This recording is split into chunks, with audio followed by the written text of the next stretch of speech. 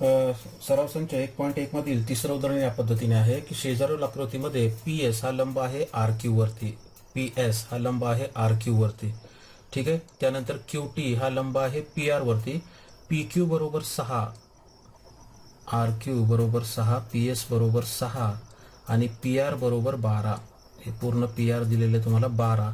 तर क्यू टीची लांबी आपल्याला विचारलेली आहे. ठीक आहे. आता इथं जर पाहिलं तर आपल्याला एकच त्रिकोण दोन वेगवेगळ्या अँगलने आपल्याला पाहायचंय. ठीक आहे. आता जर या पद्धतीने मी पाहिलं तर इथं Q R, P Q R हा आपल्याला विशाल कोन त्रिकोण दिसतोय, बरोबर आहे. त्यामध्ये क्यू आर हा त्याचा पाया झाला आणि पी एस ही त्याची उंची झाली, बरोबर आहे.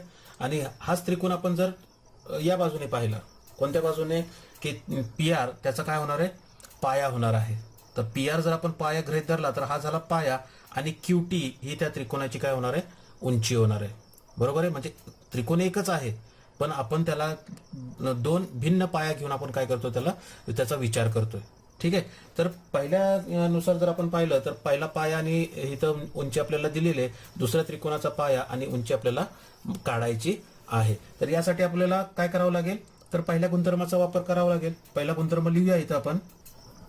हा गुणधर्म आपण पाहिलेला आहे की दोन त्रिकोणाच्या क्षेत्रफळांचे गुणोत्तर हे त्यांचा पाया व संगत उंची यांच्या गुणाकारांच्या गुणोत्तरा एवढे असते. ठीक आहे. आता त्रिकोण घेताना आपण एकच त्रिकोण आहे आपला की एरिया त्रिकोण पी क्यू आर छेद एरिया त्रिकोण पी क्यू आर,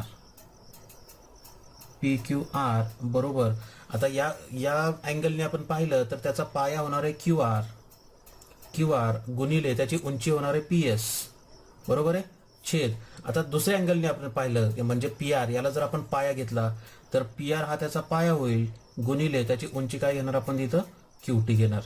ठीक आहे. पण हे दोन्ही एकच त्रिकोण आहेत म्हणून दोघांचे क्षेत्रफळ समान असणार आणि क्षेत्रफळ काय होईल, कट होईल, राहणार इथं फक्त एक. आणि पी आर गुणिले क्यू टी हे छेदामध्ये उजव्या बाजूला डाव्या बाजूला घेतलं तर ते एक बरोबर गुणाकारमध्ये जातील आणि तुम्हाला मिळेल पी आर गुणिले क्यू टी बरोबर क्यू आर गुणिले पी एस. ठीक आहे. याच्यामध्ये किमती ठेवूया आपण.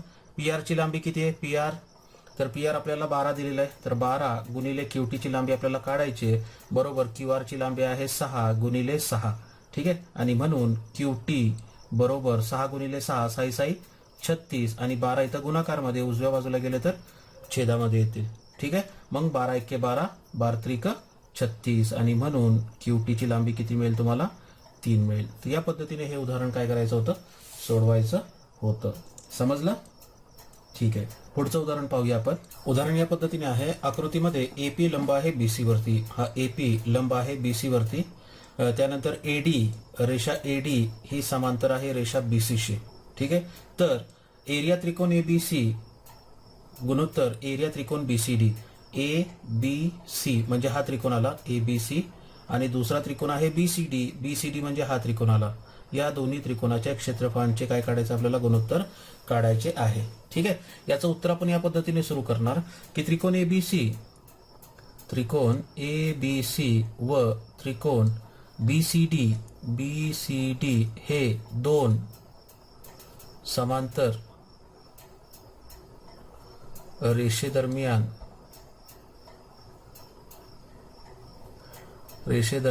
दिलेले त्रिकोण आहेत. बरोबर आहे का. दोन समांतर रेषेच्या दरम्यान बनणारे हे त्रिकोण आहेत. ठीक आहे. म्हणून त्यांची उंची समान आहे. त्याचबरोबर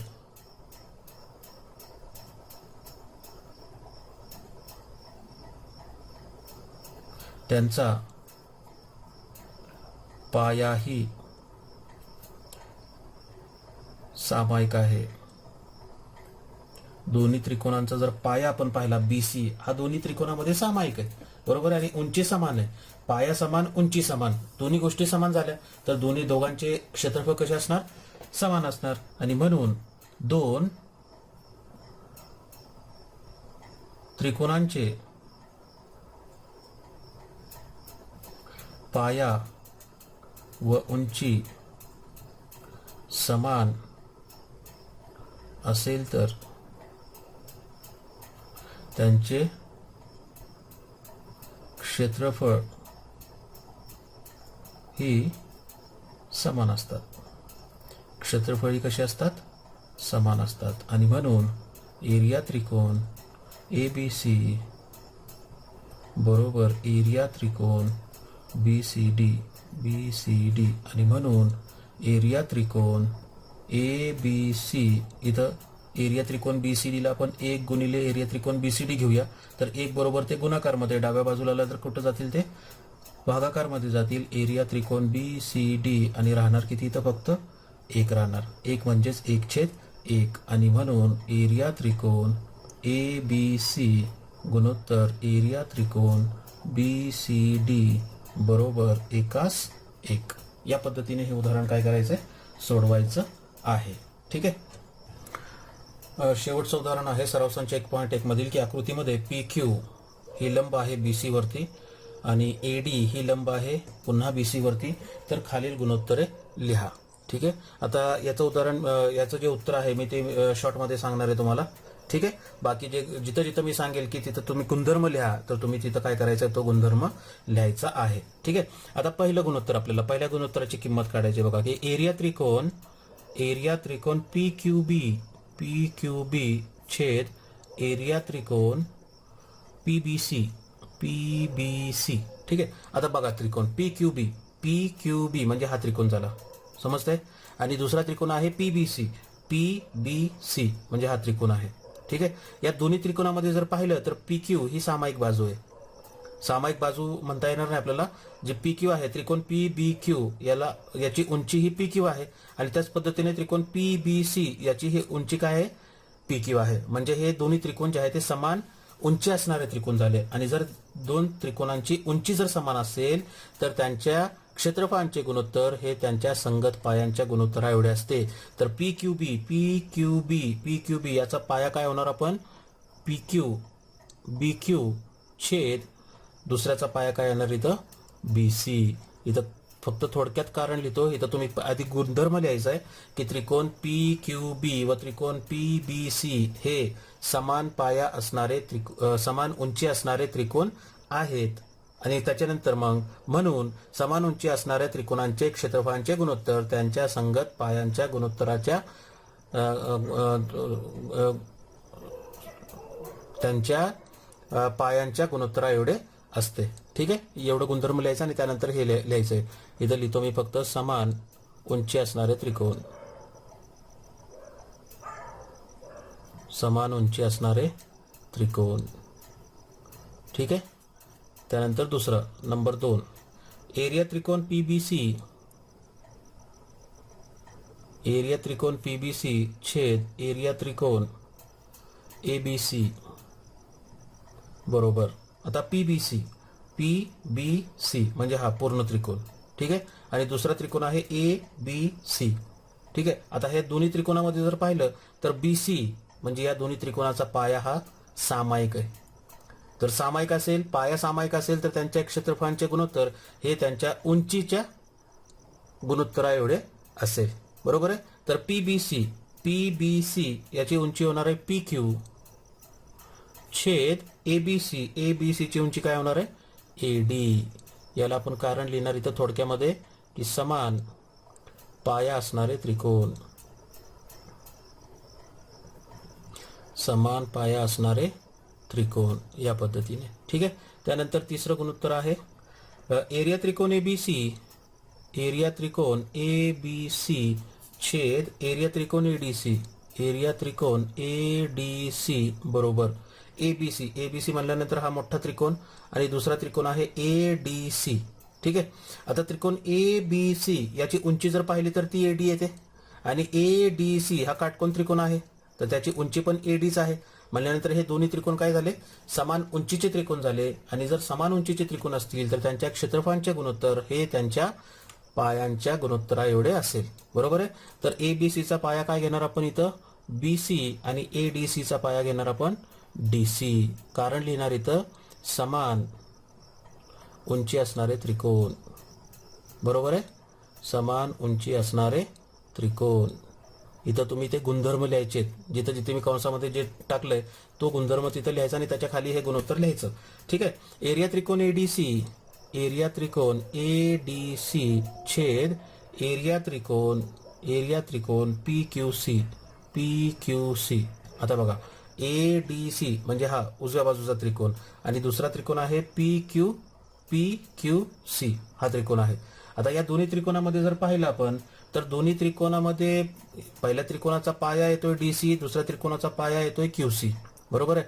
पहिल्या त्रिकोणाची उंची येते एडी आणि दुसऱ्या त्रिकोणाची उंची काय येते पी क्यू. सगळं भिन्न आहे, याच्यामध्ये काही सामायिक दिसत नाहीये. मग याच्यामध्ये आपण काय करणार तर पहिला गुणधर्म वापरणार. तो पहिला गुणधर्म तुम्ही लिहायचा तिथं की दोन त्रिकोणाच्या क्षेत्रफळांचे गुणोत्तर त्यांचा पाया आणि संगत उंची यांच्या गुणाकाराच्या गुणोत्तरा एवढे असते. तर एडीसी त्याचा पाया घेणार मी डीसी गुणिले त्याची उंची घेणार एडी छेद दुसऱ्या त्रिकोणाचा पाया घेणार क्यूसी गुणिले उंची घेणार पी क्यू. ठीक आहे. इथं गुणधर्म नंबर 1 जो आहे तो तुम्ही काय करायचं लिहायचं आहे. तर अशा पद्धतीने इथं सराव संच 1.1 मधील मी सर्व उदाहरणे तुम्हाला इथं सोडवून दाखवलेली आहे.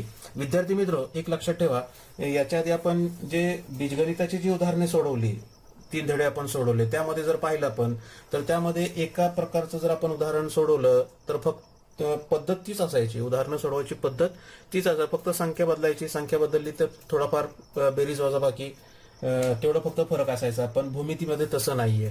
ठीक आहे. भूमितीमध्ये प्रत्येक उदाहरणाला आपल्याला एक वेगळ्या अँगलने आपल्याला काय करावं लागतो, विचार करावा लागतो. आणि म्हणून जास्त करून विद्यार्थ्यांना भूमितीमध्ये कमी मार्क्स पडतात.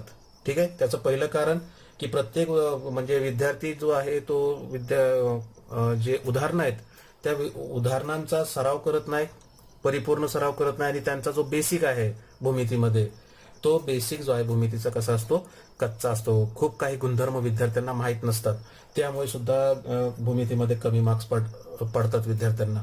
तर जेवढं इथं सांगितलेलं आहे, जेवढी इथं उदाहरणं मी दाखवलेली आहे त्या दिवशीच त्याचा तुम्ही काय करा, सराव करा. ठीक आहे. त्याचा अभ्यास करा आणि बिन बघता आपल्याला कसं सोडवता येईल याचा विचार करा. ठीक आहे. कोणतंही उदाहरण पाठ करायचं नाही आपल्याला. कोणतीही गोष्ट आपण सराव केली, एक वेळा सोडवलं, 2 वेळा सोडवलं, 3 वेळा सोडवलं, 4थ्या वेळेस हमखास आपल्याला बिन बघता ते उदाहरण सोडवायला येणार आहे. असं जर आलं आपल्याला तर या पद्धतीने आल्यानंतर आपल्याला काय करायचं, दर आठवड्याला, दर 15 दिवसाला, दर महिन्याला आपण आपल्याला काय करायचं, त्याचा रिव्हिजन करायचे. म्हणजे आपल्या डोक्यातून ते बाहेर पुन्हा जाता कामा नये, त्यासाठी काय करायचं, आपण त्याची रिव्हिजन करायची. जेवढं काय आपला अभ्यास होईल तेवढं रिव्हिजन करून टाकायचं. ठीक आहे. आता तुम्ही म्हणाल सर पहिल्या आठवड्यामध्ये आपण रविवारी समजा रिव्हिजन केली, दुसऱ्या आठवड्यामध्ये दुसऱ्या आठवड्यात, मग पहिल्या आठवड्याची कधी करायची, तर पहिल्या आठवड्याची रिव्हिजन कधी करायची, तर दुसऱ्या आठवड्यामध्ये मधल्या दिवसामध्ये आपल्याला जिथं कुठं आपल्याला वेळ मिळाला असेल त्या वेळेमध्ये आपण काय करायचं, त्याची रिव्हिजन करायची आहे. आणि याच पद्धतीने परीक्षेपर्यंत म्हणजे मार्चपर्यंत आपल्याला या पद्धतीने रिव्हिजन चालूच ठेवायचे, जेणेकरून आपण जो काय अभ्यास केला असेल फक्त गणित विषयाचाच नव्हे तर इतर विषयांचा सुद्धा आपल्या डोक्यातून ते जाता कामा नये. एवढं थोडंसं लक्षात ठेवा आणि या पद्धतीने अभ्यास करा. हमखास तुम्हाला चांगले मार्क्स पडतील. थँक्यू.